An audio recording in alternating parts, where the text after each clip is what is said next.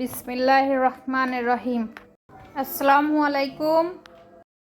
প্রথমে 3টা সিদ্ধ ডিম নিয়ে নিলাম। আপনারা আপনাদের প্রয়োজন মতো ডিম নিয়ে নেবেন। রসুন নিয়েছি, একটু আদা নিয়েছি, কিছু পেঁয়াজ কুচি নিয়েছি। রসুন আর আদা জিরা বেটে নিব। কিছু আলু নিয়েছি, আলুগুলো ভাজি করে নিব। পরিমাণ মতো তেল নিয়েছি, তেল গরম করে ডিম ছেড়ে দিয়েছি। ডিমগুলো হালকা ভাজি করে উঠিয়ে নিব। ডিমগুলো উঠায় নিয়েছি। এবার তেলের ভিতরে আলু দিয়ে দিব। আলুগুলো ভাজা হয়ে গেলে উঠায় নিব। আলুগুলো ভাজা হয়ে গেছে,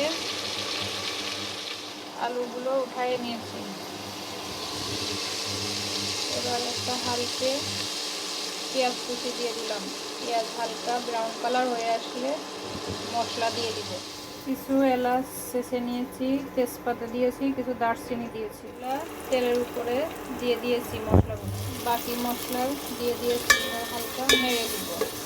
এবার শুকনো মশলাগুলো একে একে দিয়ে দিব।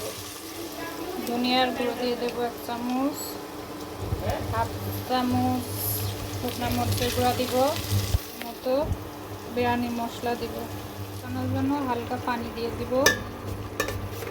ভালোভাবে কষানো হয়ে গেলে ডিম আর আলু দিয়ে দিব। আলু ডিম এবার হালকা পানি দিয়ে দেব কষানোর জন্য।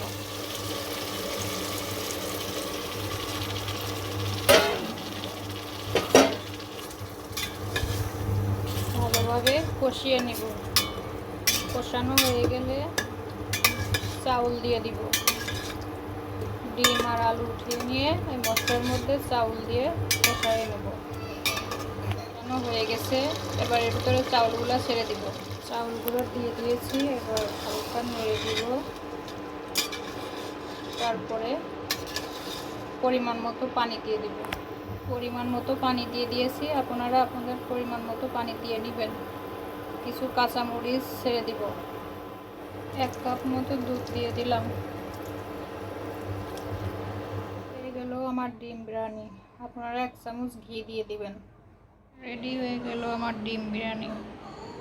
প্লিজ আমার চ্যানেলটা সাবস্ক্রাইব করবেন, লাইক করবেন, কমেন্ট করবেন, শেয়ার করবেন।